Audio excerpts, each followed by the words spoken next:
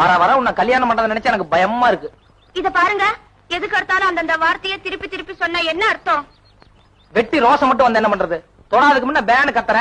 நாளைக்கு கல்யாணம் முடிச்சு ஒரு முக்கியமான நேரமா பார்த்து ஐயோ அம்மான்னு கத்த போற. என் மான மரியாதை எல்லாம் போக போகுது.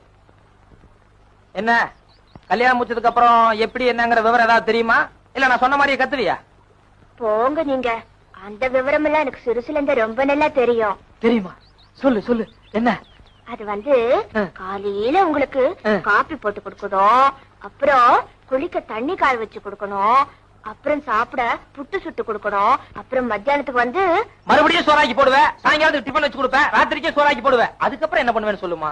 அதுக்கப்புறம் மறுநாள் மறுபடியும் உங்களுக்கு காப்பி வச்சு கொடுக்கணும். ஐயோ, ராத்திரியில ஒரு கேப் இருக்கே, பெரிய கேப், அதை விட்டுட்டியே. அதான் ரொம்ப முக்கியம். இப்போ ராத்திரி எனக்கு சோறாக்கி போட்டதுக்கு அப்புறம் அதுக்கப்புறம் காலையில வரைக்கும் ஒரு கேப் இருக்கு பாரு, ராத்திரி ராத்திரின்ட்டு. அதுல என்ன பண்ண போறேன்னு சொல்லுமா? அப்புறம் சோறாக்கி போட்டதுக்கு அப்புறம் அதுக்கப்புறம் வந்து ராத்திரில உங்களை கை காலமுக்கு தூங்க வச்சிடுவேன்.